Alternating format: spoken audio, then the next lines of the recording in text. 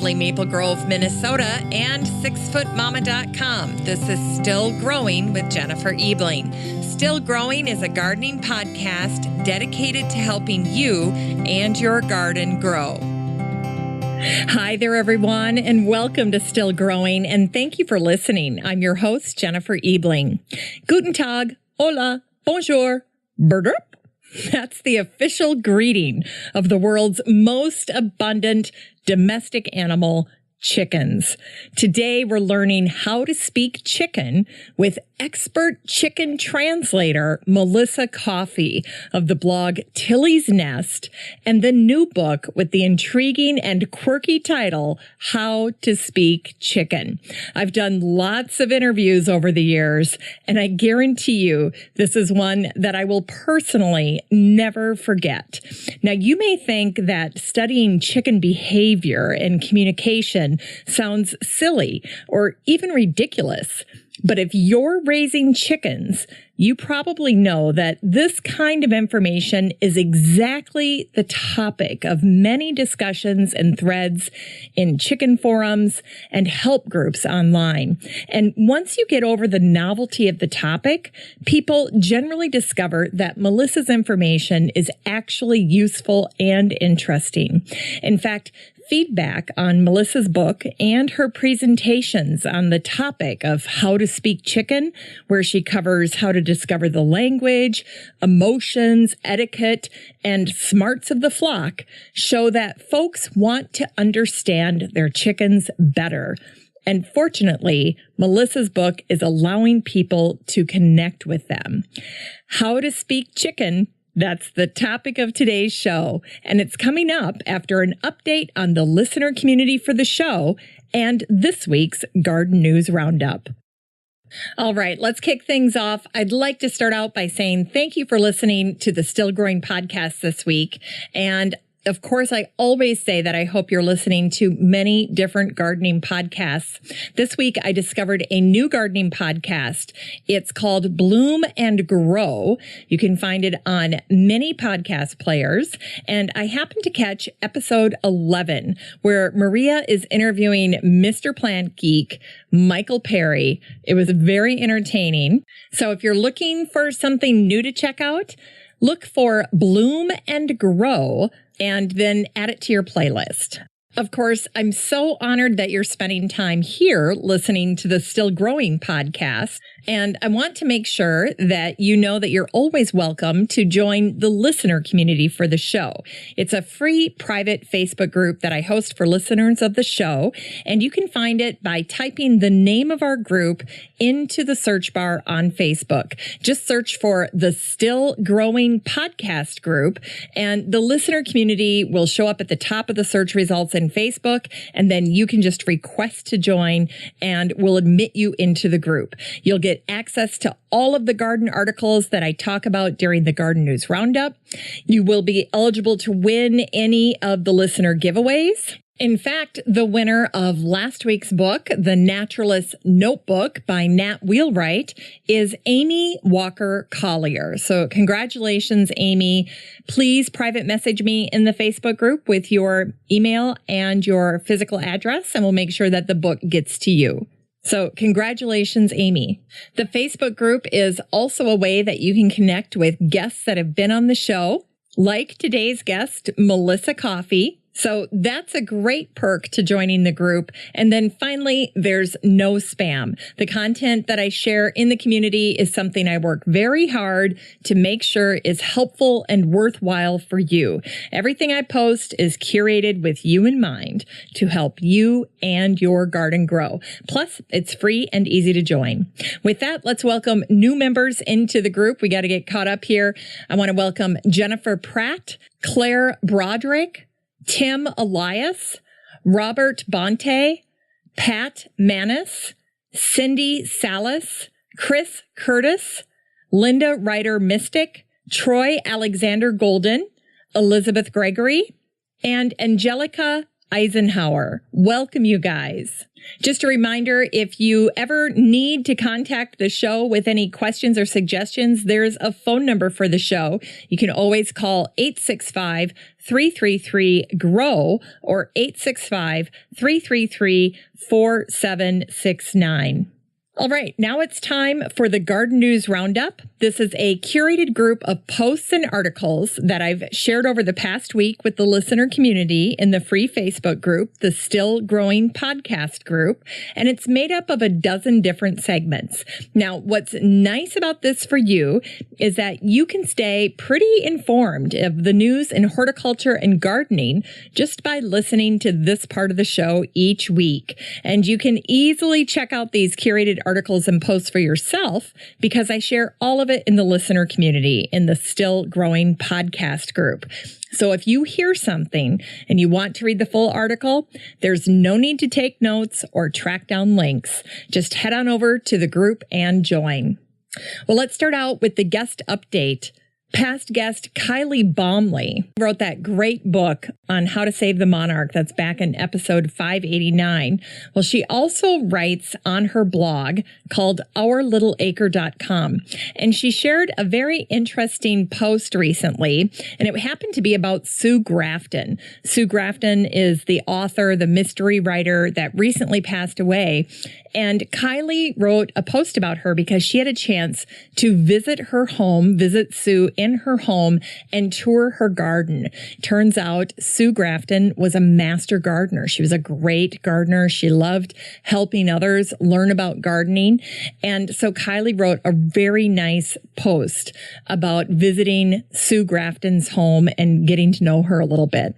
So if you get a chance, check that out. I thought it was very nicely done. So thanks for that, Kylie. In sustainability, the English Garden shared a great post called How to Sow Chilies for a Homegrown Crop. Chili plants, of course, are pretty easy to grow from seed. It's a great beginner plant. If you're a beginning gardener and you want to try your hand at chilies, go for it. There are so many different chilies now that you can pick from and grow from seed. So have fun scouting through the seed catalogs. And if you get a chance, head on over to Craig LaHoulier's website because he grows a lot of different chilies as well. In continuing ed, Timber Press recycled a great post that they had written about potting soil. This post was written by David Deerdorf and Catherine Wadsworth, the authors of What's Wrong with My Houseplant. Now, what I liked about this post is that these guys explain what's in common potting media, and then they give suggestions on how to create your own organic alternative. They give special formulas for cactus and succulents, African violets, and orchids. So that's a great post to check out this week. In the How to DIY segment, Megan Shen wrote an article for horticulture called How to Increase Humidity for Houseplants. Now, Megan came up with 5 different suggestions for increasing humidity. First, fill the saucer underneath pots with pea gravel or aquarium gravel and then fill those with water. Second, make a humid microclimate by clustering houseplants together. I love doing that. Third, use cloches or glass jars to up humidity around single plants. 4, here's a great idea for repurposing. Place potted plants inside an empty fish tank with or without a lid. That will help hold in that humidity. And finally, keep your houseplants in a room that's naturally more humid than others, like bathrooms or like kitchens. I tell you what, the happiest and without a doubt best looking African violet that I own is right by my kitchen sink. So there's that natural humidity helping out that African violet. In the plant spotlight this week, there was a clever post that featured garden design inspiration from Shakespeare's The Winter Tale. And it made the plant spotlight because it features many of the plants that were featured in The Winter Tale, such as rue and rosemary, just to name a few. So if you get a chance to check that post out and you like Shakespeare, you're a literary geek, you will love that post. You could even recreate your own Winter's Tale garden. That would be a fun project for 2018. In the news this week was this incredible article about a woman who helped a butterfly with a broken wing fly for the first time. This was such a cool story. So the woman's name is Rami McCloskey.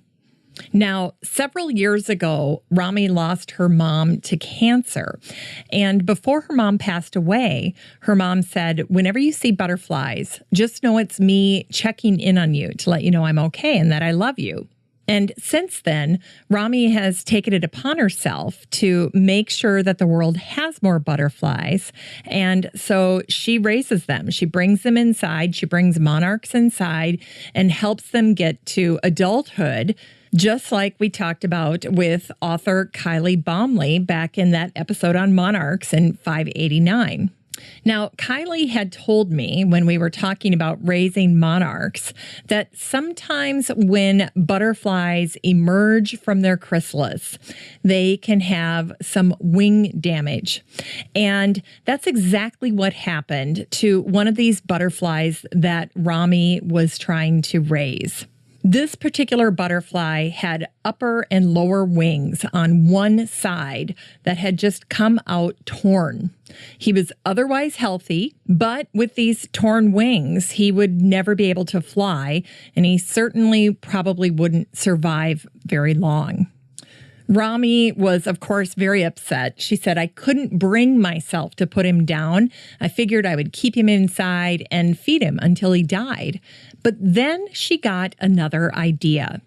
A friend of Rami's learned about the situation and sent her a guide for repairing butterfly wings.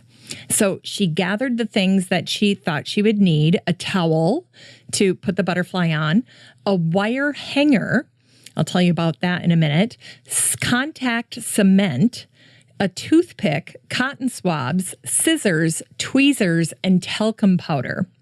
So here's what Rami did. She had kept the body of another butterfly who had not survived. And from this butterfly that had passed away, she crafted a transplant wing. So she took her patient, her butterfly with the damaged wing, and she created a loop with the wire hanger. And then she carefully used that to hold the butterfly down and keep the butterfly in position as she carefully cut away the damaged portion of his wings. Now, the article states that although this might seem like a painful procedure, it's actually not. Trimming damaged wings to make repairs is just like getting a haircut. Once Rami had removed the damaged portion of the wings, she glued pieces from the transplant wing into place with the contact cement. And then once it was secured, she put a few sprinkles of talcum powder to ensure that any unwanted stickiness around the edges would be lessened as it dried. And with that, the butterfly looked as good as new. And when you see pictures of this transplant wing on this butterfly, you can't even hardly tell the difference. It's amazing. Rami did a great job. So after this procedure, Rami let the butterfly rest for a day. She provided a meal of nectar, and then she brought the butterfly outside. And the next thing you know, he took off. He flew away. She said it was totally amazing to see him make a lap around the yard. He went and sat on a branch.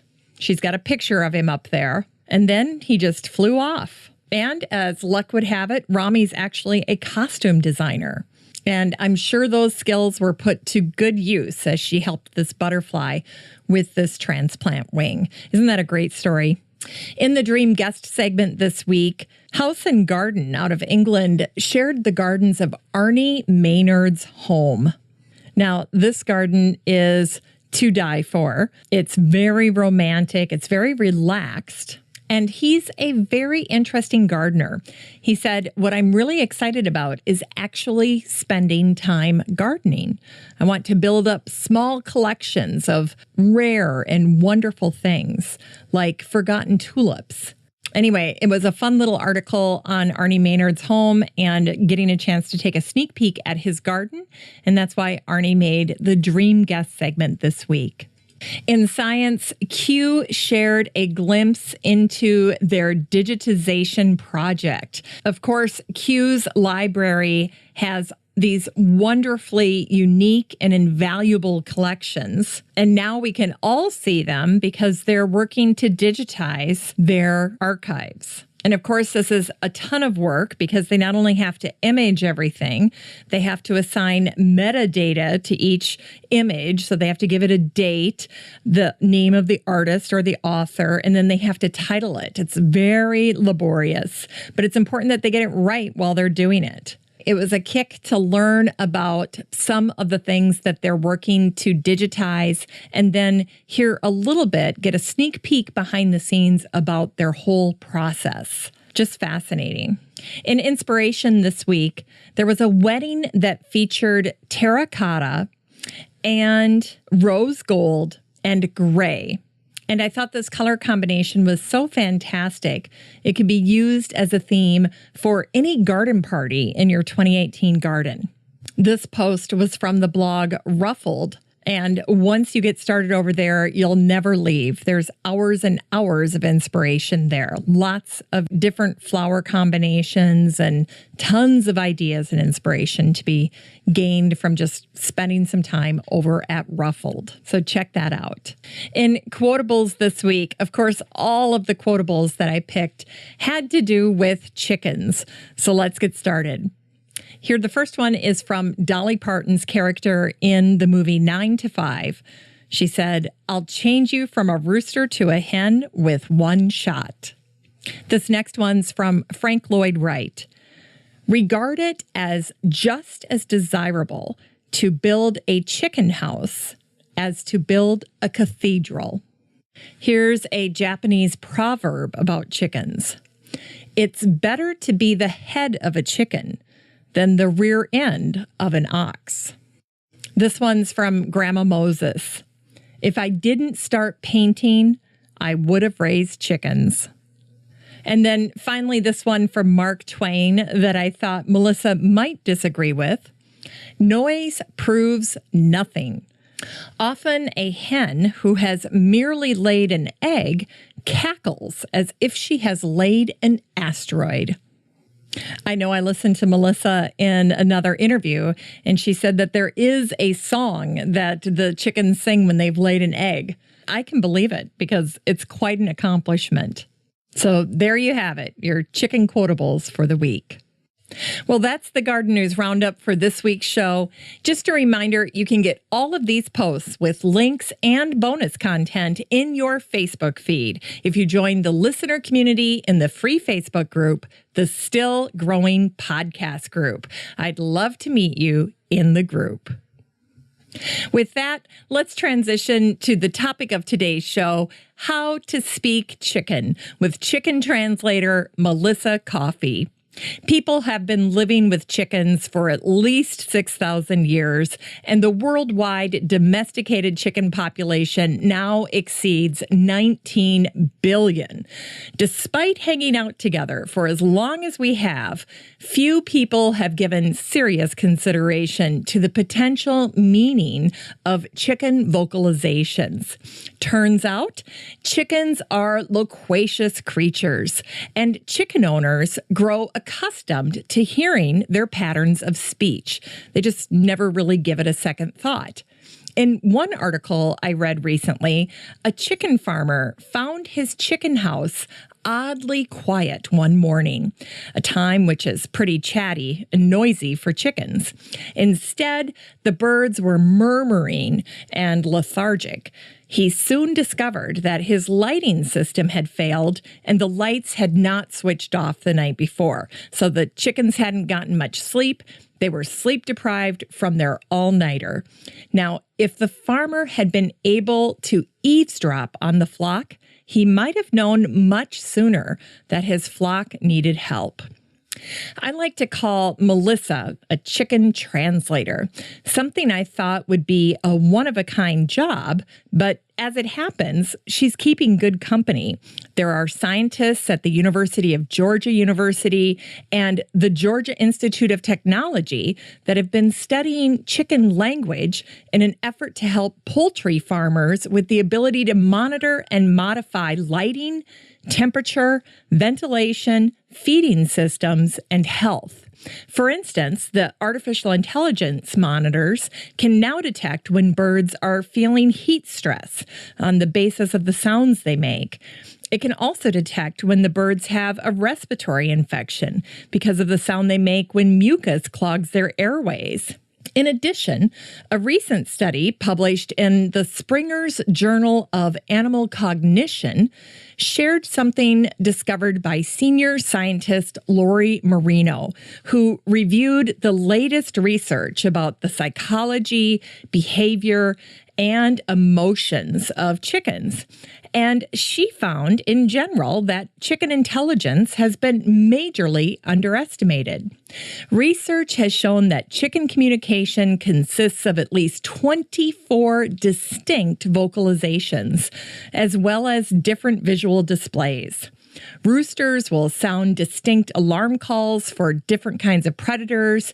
Recent findings reveal that chicken communication is very complex, and that suggests that chickens have cognitive awareness and even more sophisticated capacities, such as perspective taking and deception. Now, Melissa's work would get a stamp of approval from Wallace Berry, a poultry scientist at Auburn University's College of Agriculture, who recently said, "Some farmers tell me that despite all the gadgets, their most important piece of technology for understanding chickens is a 5-gallon bucket.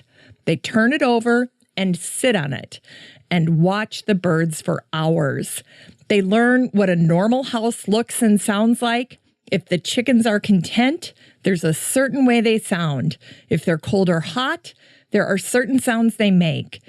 This is what the researchers are trying to do in an automated way. It makes perfect sense." Melissa begins her book by sharing how you can better learn to listen to your own chickens. She suggests sitting with them quietly and watching. Just chill with your chickens until they forget about you sitting there and start chatting with each other. By watching her flock, Melissa learned their sounds. And amazingly, when she repeated those sounds, her chickens understood. One time, she repeated their aerial warning cry, which is the cry that they make when a predator is flying overhead. The chickens freaked. They stopped in their tracks. They looked up at the sky. They really thought a predator was there, thanks to Melissa's warning sound. It's kind of like in the movie Arrival, one of my favorites from last year, when Amy Adams' character figures out a way to talk to the aliens. Talk about a breakthrough. In all seriousness, though, in today's episode, you'll hear Melissa speak chicken. And can I just say that she surprised me to death when she asked me to give it a try, too. Our whole conversation had me in a constant state of fascination and amazement. So if you're a chicken geek looking to understand your chickens better, check out Melissa's book, How to Speak Chicken. It's the perfect gift for your favorite chicken keeper. And if you have kids, don't miss Melissa's award-winning book, A Kid's Guide to Keeping Chickens. All right, I hope you're ready to have some fun, to push the boundaries of what you think of when it comes to chickens. Let's learn how to speak chicken with the queen of chicken speak, the chicken translator, and, by the way, a jack of many trades, as you're about to discover, the talented and insightful Melissa Caughey. Well, welcome to the show, Melissa Caughey. Oh, thanks for having me. I'm thrilled to have you here. I've had a number of listeners request to have a chicken expert on the show, and your book, How to Speak Chicken, definitely qualifies you as a chicken expert. How did you come up with the title for your book?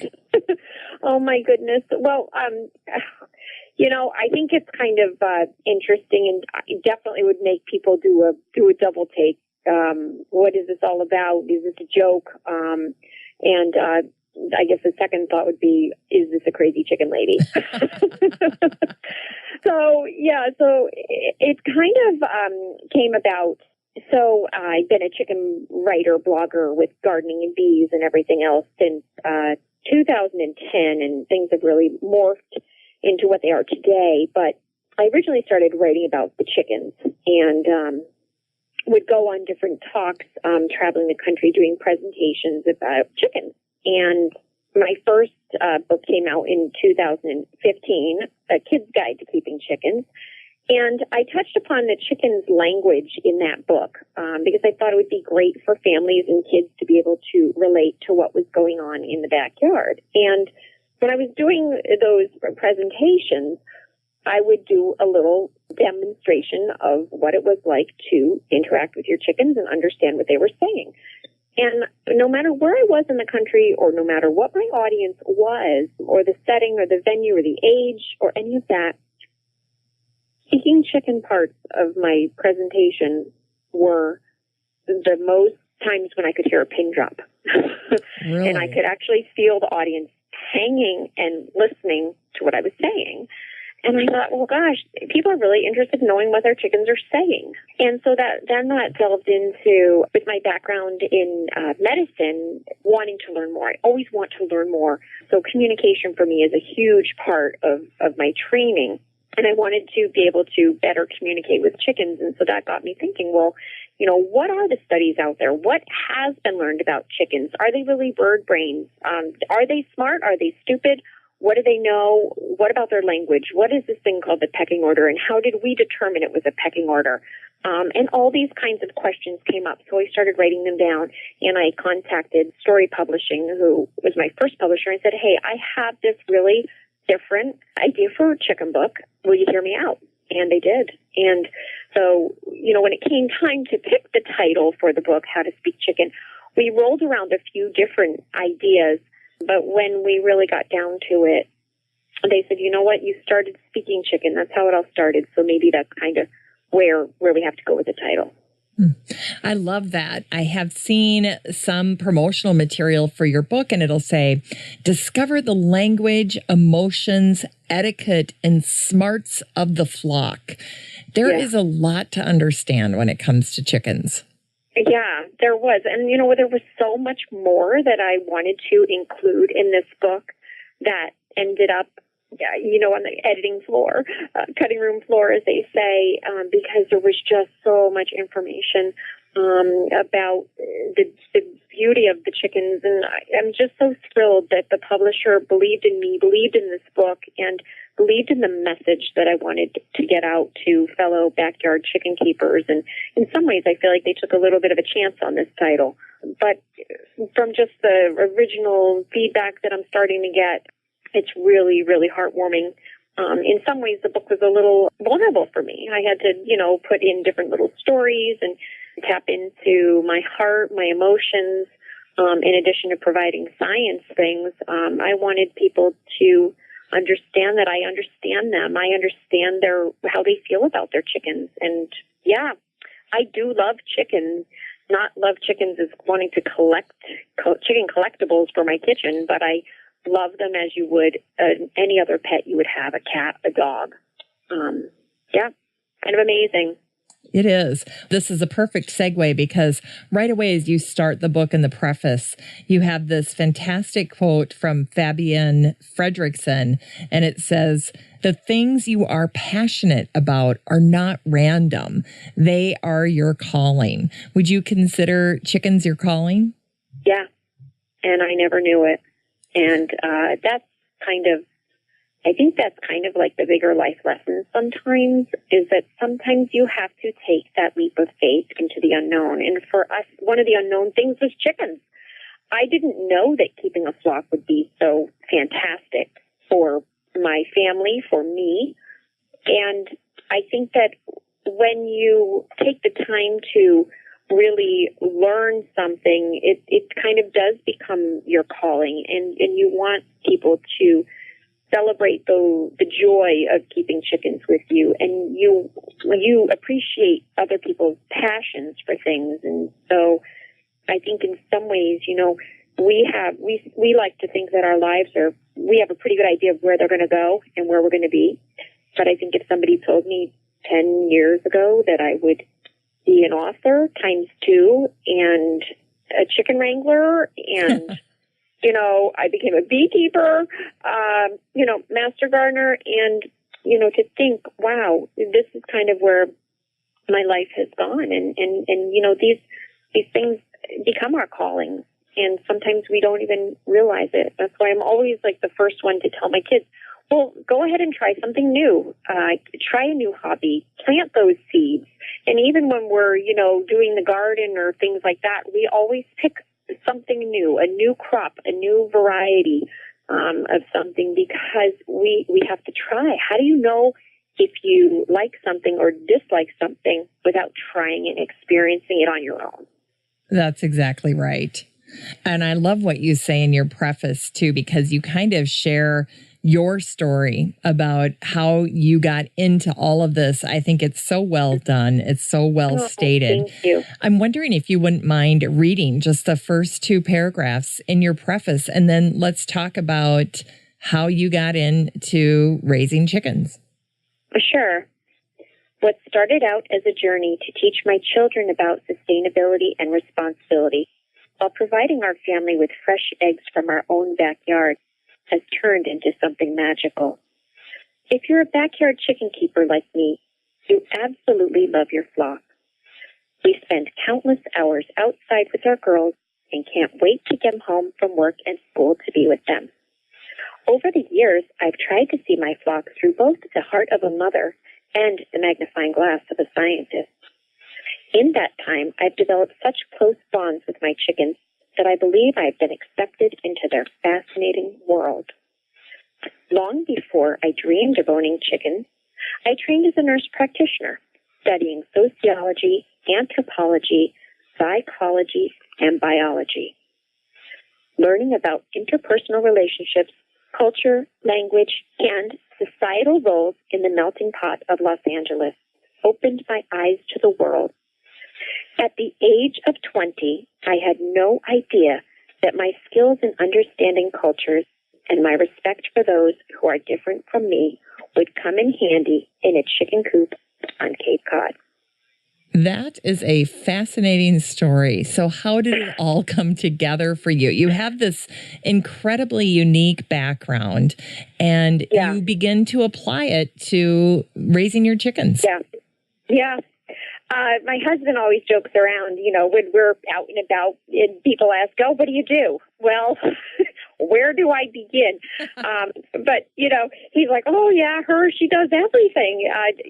She's kind of, she does a lot of things. And, we always joke because when we met, when we were both in graduate school, he always says, oh boy, honey, never, when we said our dues, did I ever think for better or for worse, or our life journey would include chickens, but it does. And he said, and bees? I'm terrified of bees. So it just really morphed into, what we do and what we become. And I don't think in anybody's life journey that you're ever really done learning.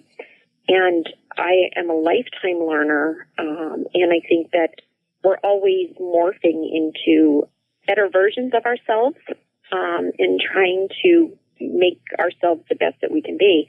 For me, it started out on that journey in nursing. I always have been a nurturer, a caretaker, trying to fix, baby animals I'd find in the woods as a little girl in my very early childhood growing up in New Jersey, to always trying to volunteer and do things that I could through high school and in college. It's probably a whole other podcast, but essentially I had a near-death experience from a horrible surgery that went wrong.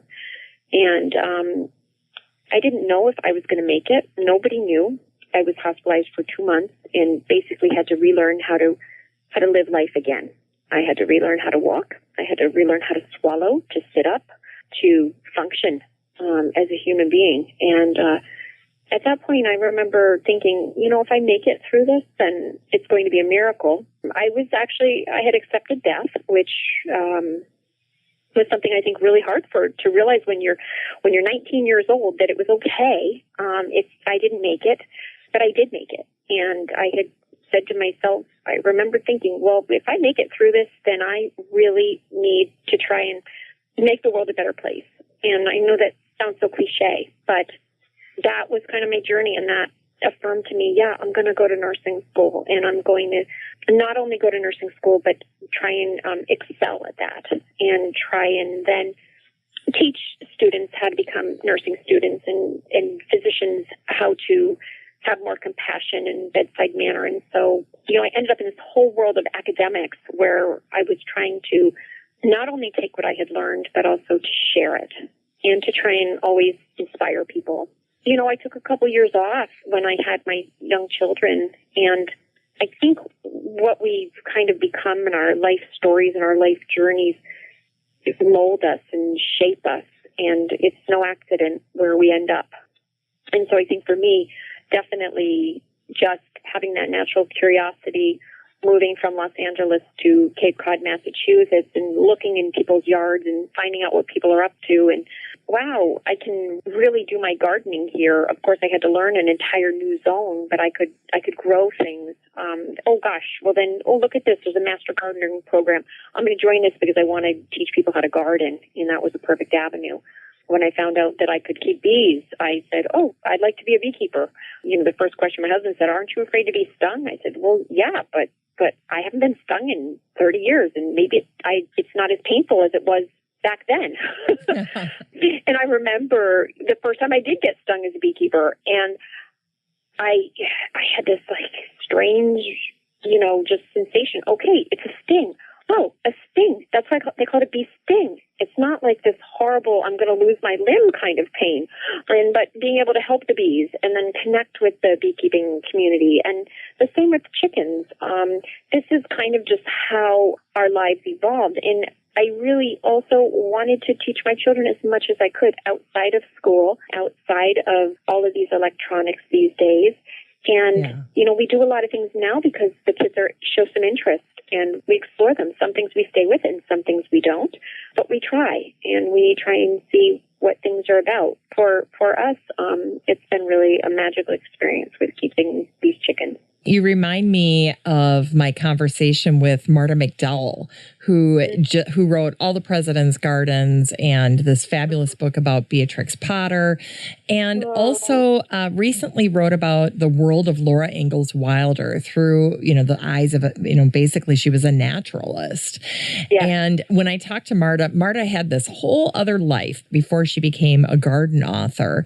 And she often says, no experience is ever wasted. And so when I think about your journey to become a nurse practitioner, even your near-death experience, I think all of that has, served you and helped you along the way. And so here you are, and you are a chicken translator. And it says your chapter 1 starts out literally saying, chicken translator at your service. Yeah. And one of the things that I thought was so cool is you start out right at the very beginning talking about mother chickens, these hens that at the very beginning, as their eggs are laid, as they're taking care of these eggs and getting ready for the arrival of the chicks, you say that while chicks are still nestled in their eggs, the brooding mother talks to them.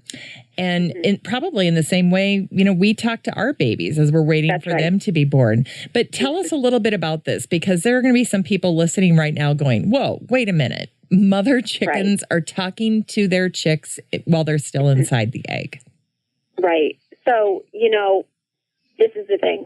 And I'm so glad that made you excited, because this is the stuff that gets me excited, is that for so many people who tell us, we're so different than chickens, we're so different than this animal, that animal, we're so much better, we're so superior. It turns out in life we do a lot of the same things that our animals that we cohabitate the earth with do. And the sense of being a mother the pride of being a mother, the joys, the happiness, the patience, it's all there. And it's all there in chickens. And it starts out, these chickens have to go broody, which means they want to become a mother, and most of the time it starts in the spring. And they will lay a clutch of eggs, and they will sit on those eggs dedicated to them for 21 days, only coming off the nest once in 24 hours, really, to go to the bathroom and eat and drink. And they first put the eggs against their chest, and they remove all the feathers from their chest to help build the nest, but also they put the eggs on the skin of the chest to assume the proper humidity for hatching.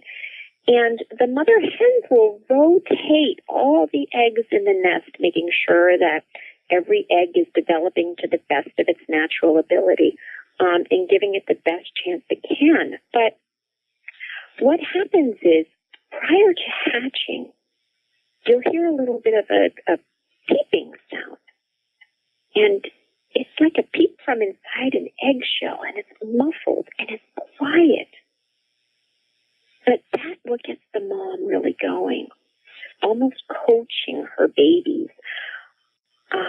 And she hears this, and she'll answer back to them. And this chick is communicating information on how it's doing. It also tells her how many of her eggs are actually viable and have a good chance of hatching out. And so that's so amazing. And so, you know, I say in the book, like a cheerleader, the mother's still the first cheerleader, this mother hen, and she's coaxing them to hatch, and she's watching them and with excitement and anticipation and all the things that we experience when we're having children of our own. Well, isn't that fascinating? What kind of reaction do you get from people when you bring this up, when you say, hey, this is going on, this actually happens? Yeah, that's the whole thing. People are like, really? Tell me more. And because I think in some ways, as a society, we have been taught, and shame on us, that we didn't try to find out for ourselves. And this is one of the reasons why I'm always telling my kids to find out for yourselves, experience things. I can't believe that chickens have personalities, and chickens will make you an honorary member of their flock. And it was these sorts of things where I was finding these things out for myself, and science was backing me up with what I was finding, because I was able to go into some of the literature that's available out there and the research that's been done on chickens and find out that, wow, I'm not crazy. This has actually been documented and tucked away in some highly scientific journal that most people probably would fall asleep after the second paragraph. But because of my training, I don't fall asleep. I read the, 30, 40, 50-page studies to figure out, wow, what did they actually determine? Yeah.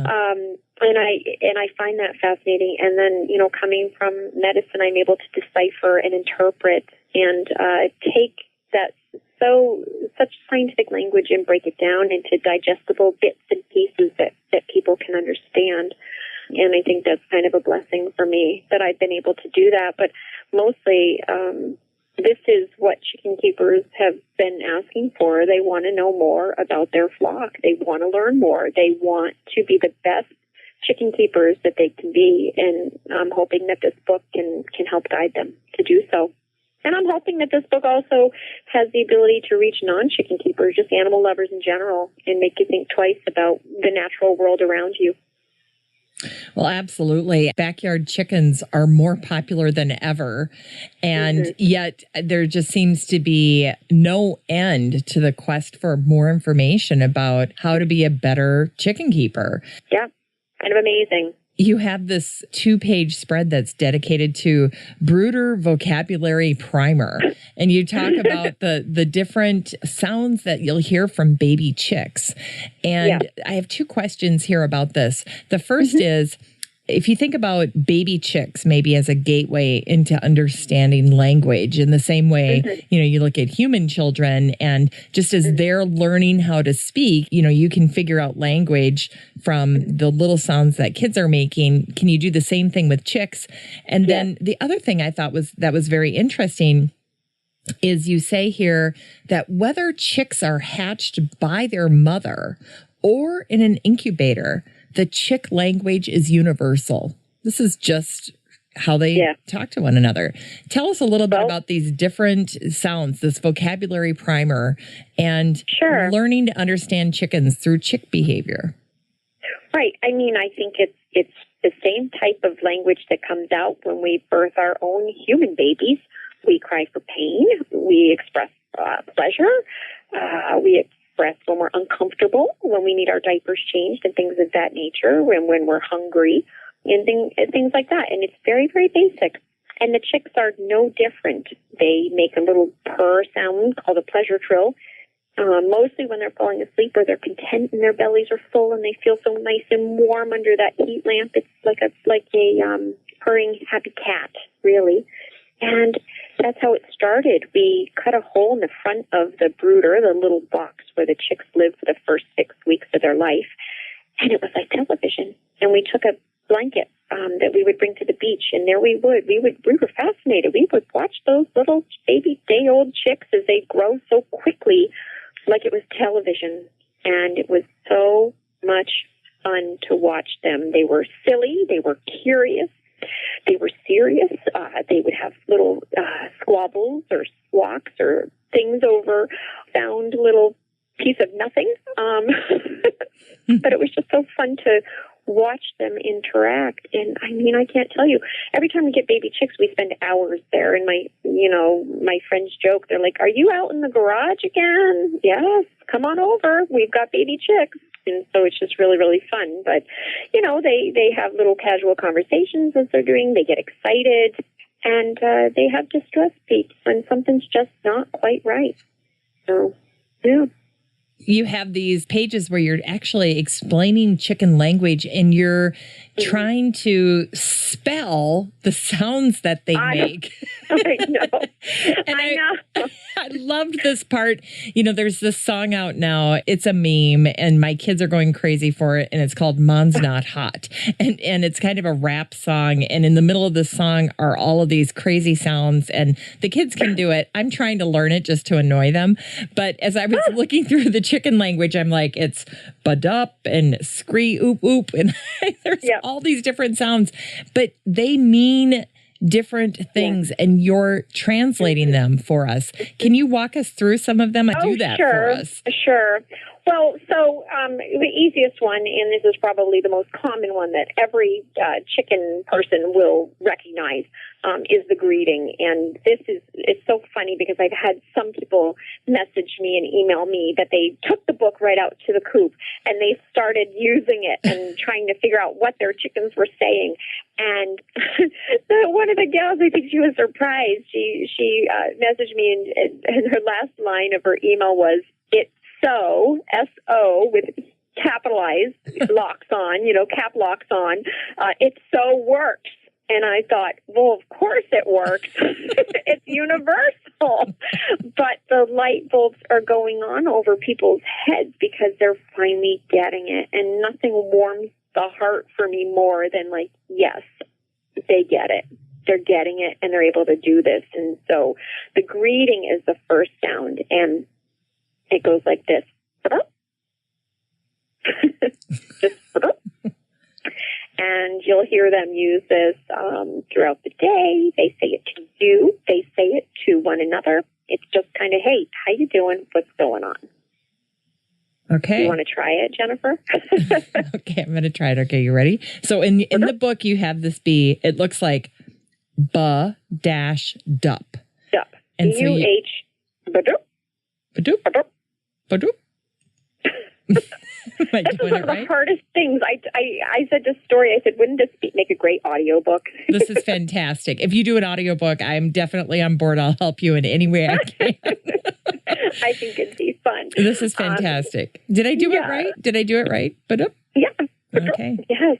Yes, and I encourage you, if you ever are out and about, even if you're not a chicken keeper, to try these chicken greetings with other chickens, because they will look at you and they'll look at you as a dog would, almost, that cockeyed glance, like they'll tilt their head trying to understand you, and the chickens will do the same. Okay. They will understand it. Yeah, it's pretty neat. Well, you have, you have terms for alert, egg on the way, warning, and then you even have good night. How does good night sound? So chickens say good night. It's just a really soft, airy sound that it's almost like a little under their breath, and you're essentially doing a roll call to make sure that everybody's there and everybody's okay. And it goes.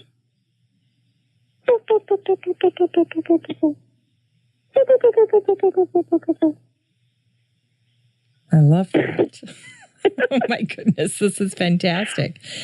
And so that's you'll hear that sound at night then. Yes, and I have it on my website as well. I've actually gone out in the chicken coop and recorded it. So, trying to record a lot of these things.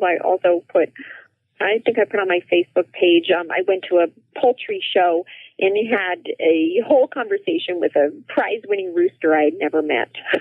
Oh, that's fantastic. So if you are out in the chicken coop and it's nighttime, do you say that to them and then they respond back, or how does that work for you? Yeah, well, you can go into the chicken coop and they won't move around because it's pitch black and they can't see in the pitch black or the darkness very well.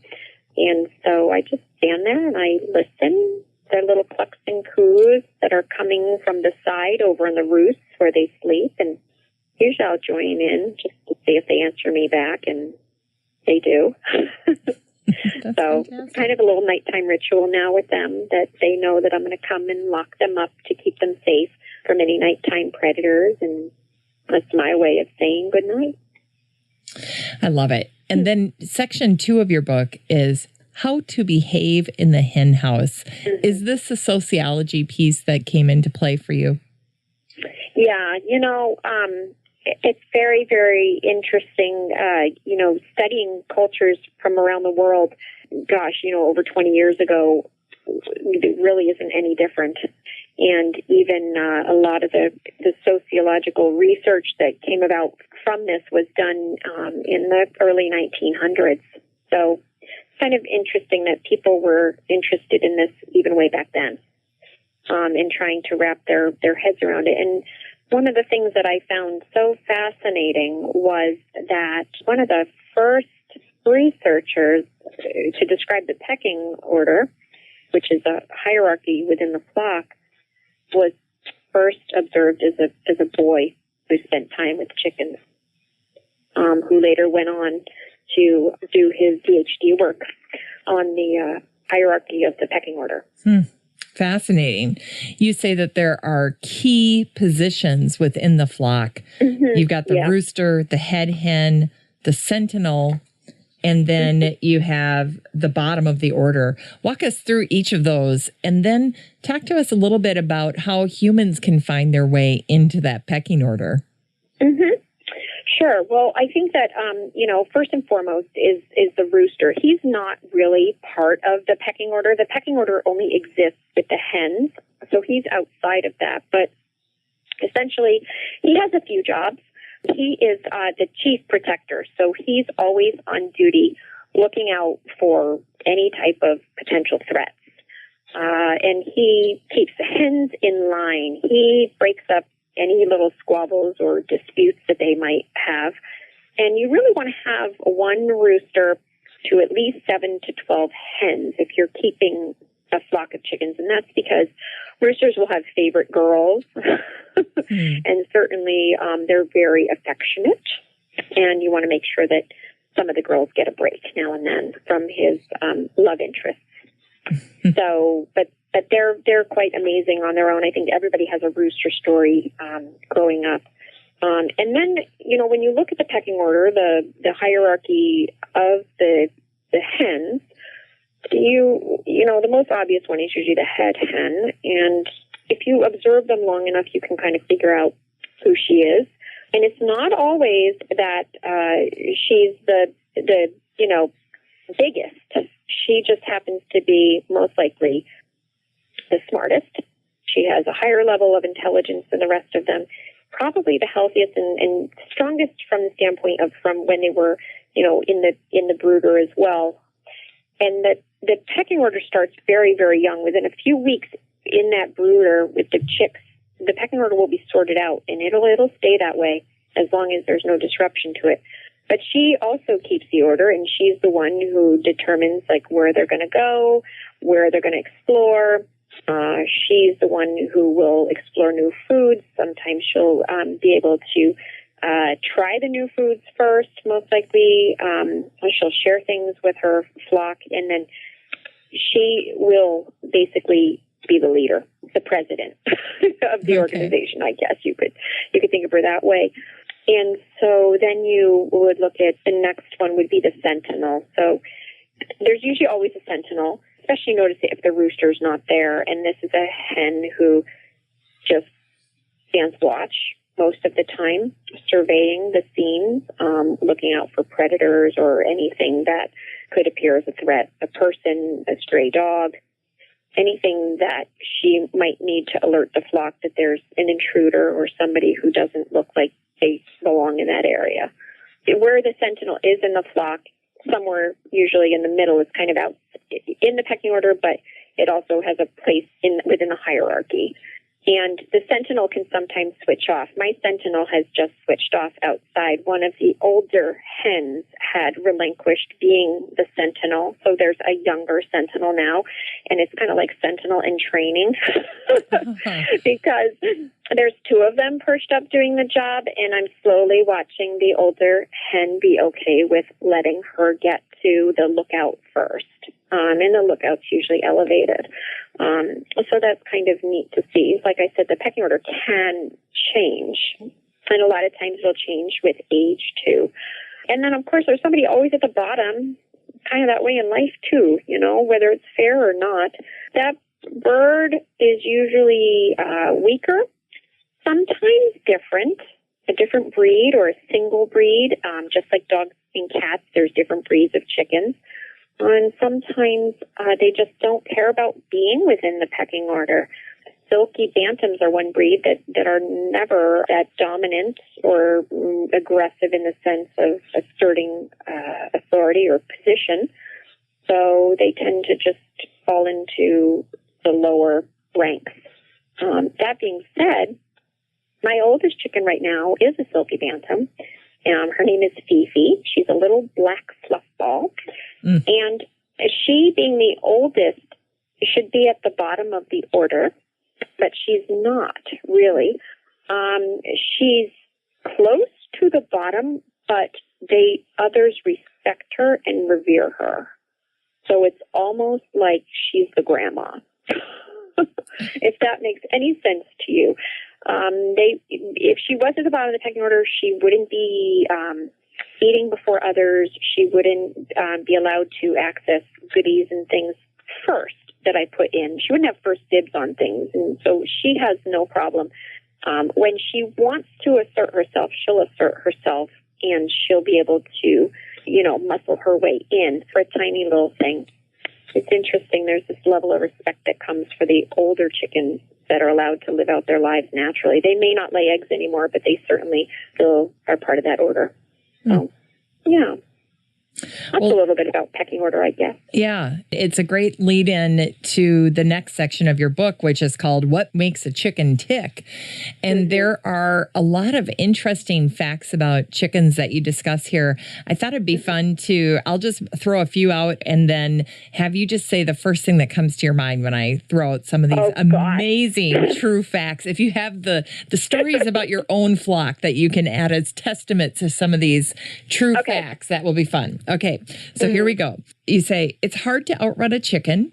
They can go as fast as 9 miles per hour. Yeah. Yeah. Don't ever try and catch a chicken. You'll end up on YouTube in a horrible video. Oh, yeah. I tried to do it one time, and I'm sure my neighbors were like, what is that woman doing running around her yard? And of course, I was late to get the kids from school, and they all were out running around and doing chicken things. And, like a mother hen, here I am thinking, I got to get them back into the run. I don't want anything to happen to them. And I came back, and then I just waited till dusk, and then I just kept the door open, and they naturally went back into the coop and run. That's what they do. So, yeah, don't try to outrun a chicken. Okay, here's one. They can't see in the dark. They really can't. No, that's why you can go into a chicken coop and take them right off the roots, and they won't know. They'll know that you're moving them, but they won't really fight you or squabble because they can't see. Huh. They don't sweat. No, they don't. They don't sweat. They have one sweat gland, but they actually regulate their body temperature through that red fleshy part, the combs and the wattles, which most people would recognize on the top of their head or dangling underneath of where their chin would be. And that's how they regulate their body temperature. So chickens that live in cold areas have smaller combs and wattles, and that's to prevent frostbite. And if you live in a cooler, more milder temperatures, you don't have to be getting rid of heat as much as you would, say, a chicken that lives in the southern part of the U.S. or even South America, where those combs and wattles are much larger so that they can cool off the blood flow with the natural air, because, chickens are very warm. They're very hot-blooded. So certainly, they're going to have to cool their blood, and they cool it down by running the blood through those organs. Interesting. Yeah. Now you say they may not have teeth, but their barbed tongues catch food, and they also have few taste buds and can't taste sweetness. Mm-hmm. Yeah, they don't really have the ability to decipher taste, whether things taste good or bad. They're not like connoisseurs, and they don't have sophisticated palates like we do. And the interesting thing about the teeth that some of your listeners might find fascinating is that chickens a long time ago, they're closely related to a T-Rex. That is the closest relative. They have prehistoric relative. And chickens actually, in their genetics, have a recessive gene. So recessive genes are genes that are not expressed. So we don't see them, but they still maintain the know-how and the knowledge. This gene is, think of it as being dormant for explanation purposes. Of course, I'm simplifying it. And if there's any scientists out there, forgive me for my simplification. But essentially that gene is dormant. And scientists have actually been able to turn that dormant gene back on in the lab, and they've hatched out chicks with teeth. Oh, kind of scary. Is freaky. Uh-huh. Oh, my goodness. So at any given time, there could be some genetic, it's the chance when they think they may need teeth again, and they could grow them back. So, yeah, kind of fascinating. That is fascinating. The other one that I loved, this is the last one, is you say, you can tell what color egg a hen will lay by looking at the color of her earlobe, which is kind of by that wattle. And you say red earlobes usually mean brown eggs. White earlobes mean white eggs. Yeah. Yeah. I know. Some interesting stuff. Definitely. And most people are like, I didn't know chickens had ears. Well, they don't have ears like us, but they do have a small little hole in both the sides of their head where you would think chicken ears would be located, and they're covered with little fluffy, a tuft of feathers. And you just look at the earlobe, which is the fleshy part that's right behind, I guess the best way to describe it is where we would have an earlobe, behind the eye. And sometimes it has a little bit of a fold to it, a little bit of it is pronounced. Some of it's even hidden under feathers. But if you pull it back and you look at the color, you might be able to determine what color eggs that breed will lay. Well, section 4 says, hey, I'm no bird brain. And this is the section where you start talking about how smart they really are. Yeah, this is the dense part of the book. And this is the part that was so hard for me to cut down and also to keep simple, because I wanted to just write more and write more and write more. Yeah. Where there's only so much space in here. Yeah. Well, let's talk a little bit, maybe highlight some of the key findings or some of your key insights to chickens. They're a lot smarter than we give them credit for, or than I think maybe the general public recognizes. You have a couple of pages where you talk about examples of pretty amazing problem solving and decision making. That was fascinating. That's on page 116 and 17. There were just a lot of great examples here. Do you want to walk us through a few maybe? Sure. I mean, it's with any time you watch animals, they have to solve problems. Everybody has problems. It's not just us. And everybody has to make choices. And it's not, again, it's not just us as a species. And chickens and animals and creatures that live in the ocean are no different. One of my favorite things was a friend was telling me that she had a garden and she didn't want her chickens to get into it, so she put a fence around it. And then chickens can't fly very high. They can do maybe 20-foot spurts and maybe only go about 4 to 6 feet if they really wanted to. They kind of do this long hop of a flight. So she rigged up a fence, and then chickens have flight feathers on their wings, and it doesn't hurt them, but if you trim those flight feathers, then they won't fly. They lose that ability. And she did just that. But, every day when she would let her chickens out in the morning, it didn't fail. Somehow they were ending up by the afternoon in that garden. And there were no holes. There was no gaps in the fencing. The fencing was close enough that there wasn't any way they could sneak in, and couldn't figure it out. And eventually what she realized was because it was a chicken wire fence, a temporary fence. She didn't want anything that would be there permanently, because certainly when the garden had nothing growing in it, the chickens could go in there because they leave free fertilizer and they till the soil, and they're really beneficial.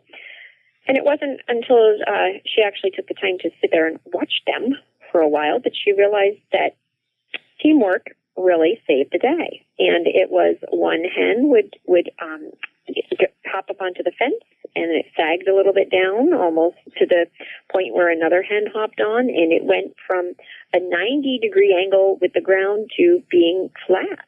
And then it would pop up, and the chickens were in there, and then she'd go in and chase them out. But it's just that kind of thing. I have other people who tell me that the chickens also come up to their back door and knock on it to say, "Hey, I need you," and there's something wrong. And they go out to investigate, and they find, okay, there was a predator that came through, or they needed food, or they needed new water, or one of the hens was in trouble, or was stranded, or missing, or lost. So I think that that's pretty neat. Sometimes the flock will even come in to the house and like to explore. I have another friend that told me that the chicken went in to the house to eat the dog food because they knew that the bowl was by the door and that kind of thing. And then sometimes even flocks know that kids are ready to get off the bus. And when the kids get off the bus, that means treats. So the chickens go greet them and then get a reward for that. So very, very smart. Very, very smart. Yeah. You're learning about how they interact with each other, but they're also learning about how you interact with them. They're studying you a little bit. Yeah. I know they talk about me. And I know that because they've given me a chicken name, and I tell the story of how I was named by the flock. But, it's almost like I can hear them talking about me, because I'll hear them just chatting, chickeny things, and then all of a sudden I hear my name and then a string of other chicken words, and I'm thinking, what are you saying about me? Now, what's your name? What does that sound like in chicken? Well, my chicken name is, and I only learned this because, and I talk about it in the book, but I learned about it after speaking with a friend who has spent her life trying to figure out why and how animals communicate. But my chicken name is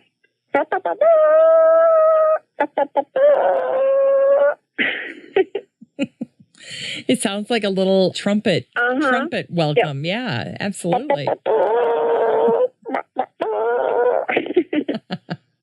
Melissa. Yeah, right? The lady with the goodies. So do they say this when you're around, or how do you do? Yeah. How did you discover this? Oh, gosh. Well, as I was kind of doing just research, even before writing this book, I was trying to decode them and figure out what different things would mean. And I would hear that interspersed with things, and I really didn't know what the heck that meant. And so, gosh, I got an award for the first book, and I had the opportunity to meet Cy Montgomery, the woman who I was talking about earlier. And she, sat down with me at this banquet. We bonded over chickens because she has a flock of her own. And we realized that this vocalization that I couldn't quite figure out what they were saying was most likely, possibly, my name.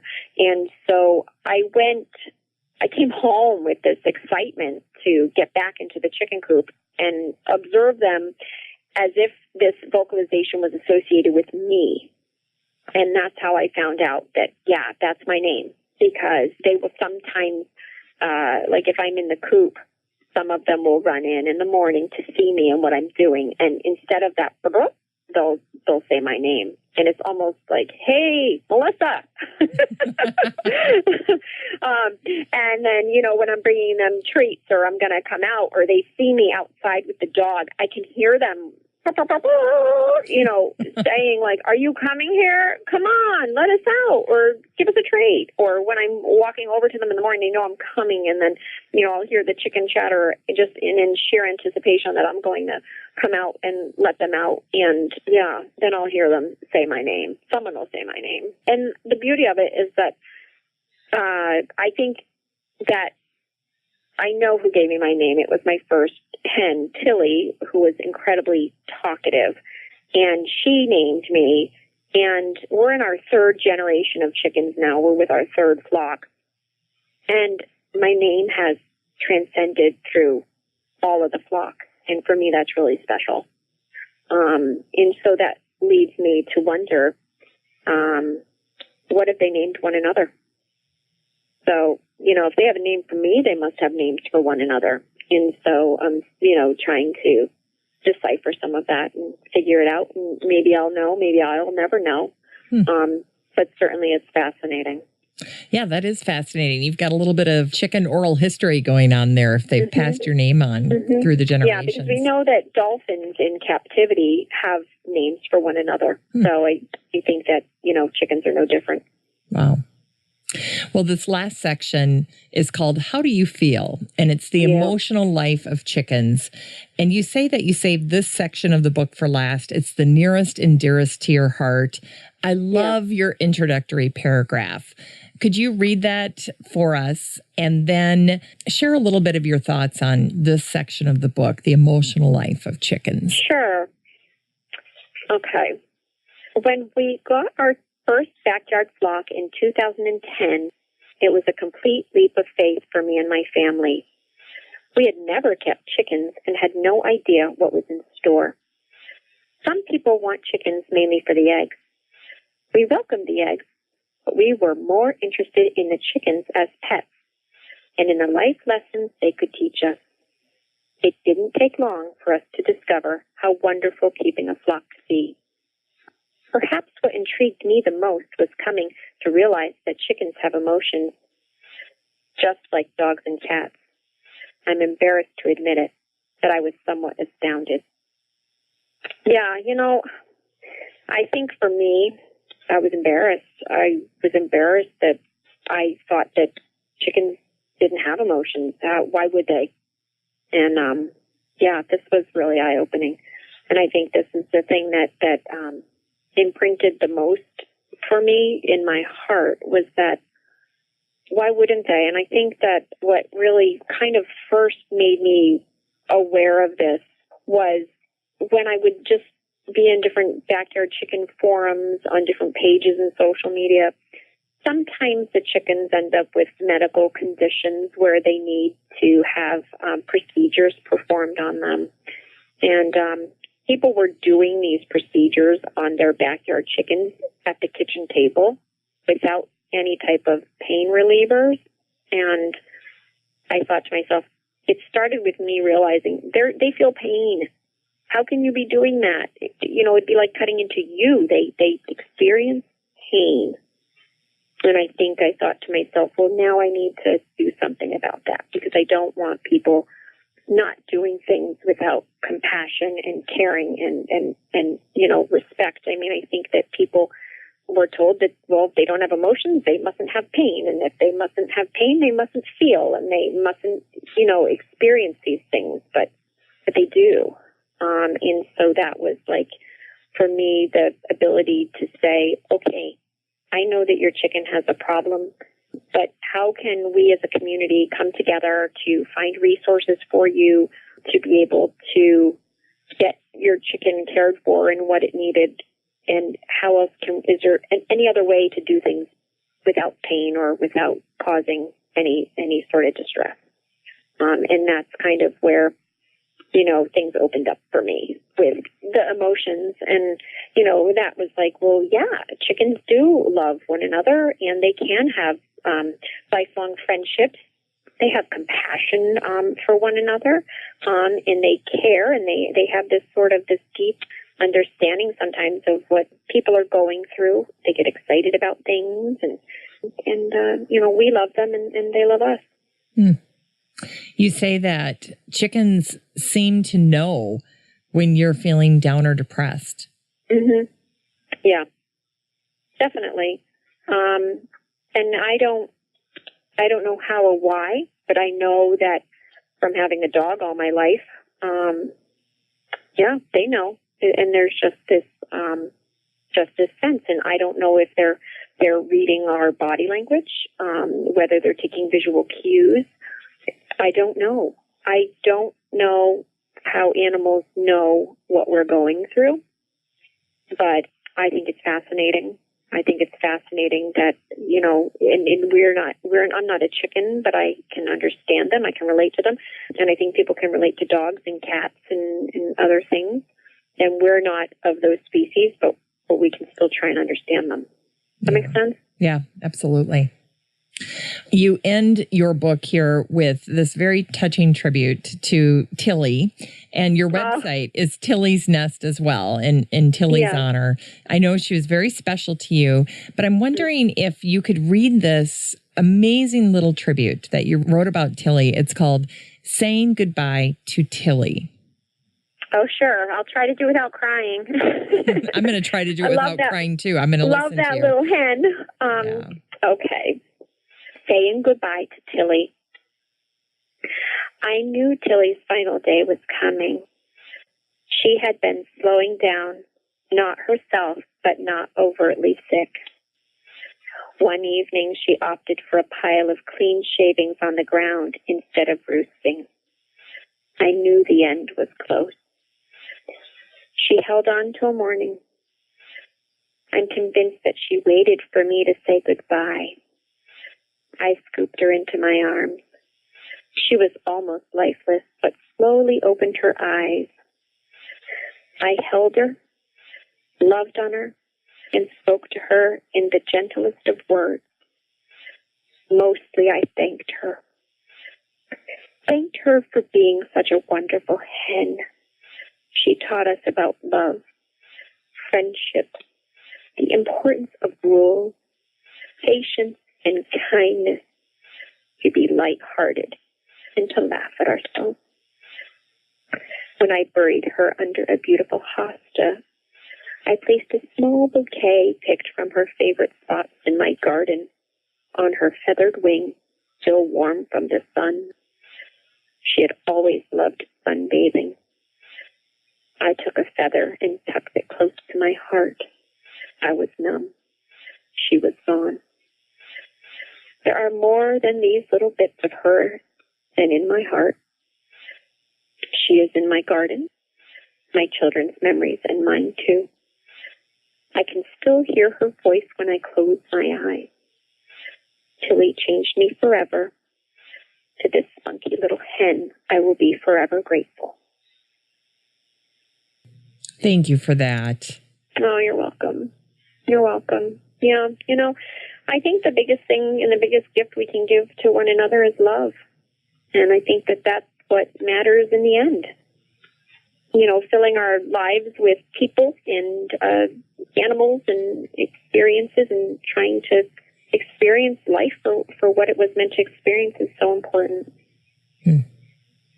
Well, and you say, too, that chickens go through mourning when they experience loss in the flock as well. Yeah. Yes. And that's another thing that a lot of people have emailed me about. They didn't understand that when a chicken passes away, there is this thing that they need to go through. It's their process of mourning. And the hens do say goodbye to one another. And the process is quite beautiful. And it's almost being at like a chicken's wake, so to speak, for lack of better terminology. And sometimes it happens when they're alive, and sometimes it happens when they have passed. I had a gentleman email me last week, and he said, I didn't realize this, and felt very, very badly that his chicken had died, and he just disposed of her. And he said, the next time this happens, I need to make sure that they've had the ability to mourn her, because he had separated her out because she was ill. And then I had another person, they wanted to make sure that their flock was able to mourn. So they took the deceased chicken and put it in a wire cage, and the other chickens kind of came over and spoke to it, but just to make sure that it was gone. So I guess it makes me feel good in a way that, yeah, I'm not a crazy chicken lady. And it makes me feel good knowing that I can help people try and understand their flock even better. And gosh, by no means am I an expert, but I just mostly want this book to kind of open up the conversation between fellow chicken keepers and how people look at animals in the world. Melissa Caughey, chicken translator, lover of chickens. I have to say, I know that people are going to have tons of questions. Your book is called How to Speak Chicken. People can find you online.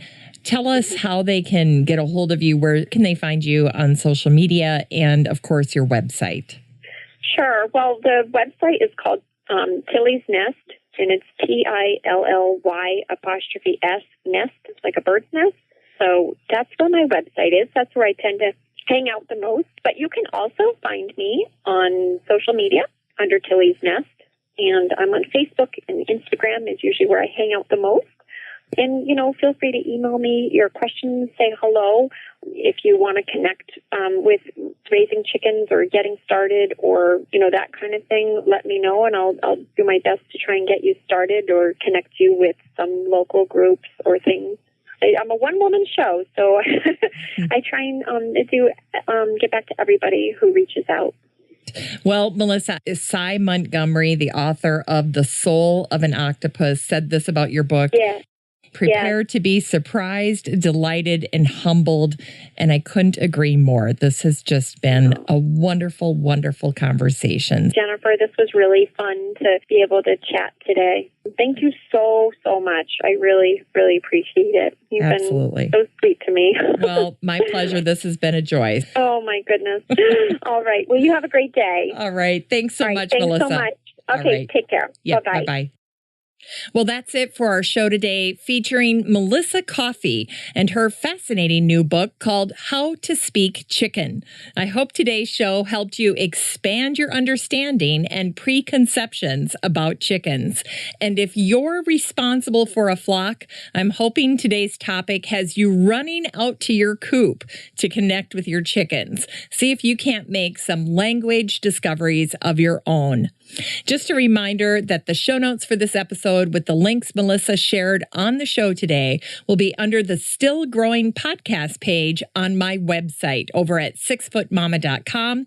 That's the number 6, FTMAMA.com. MAMA.com.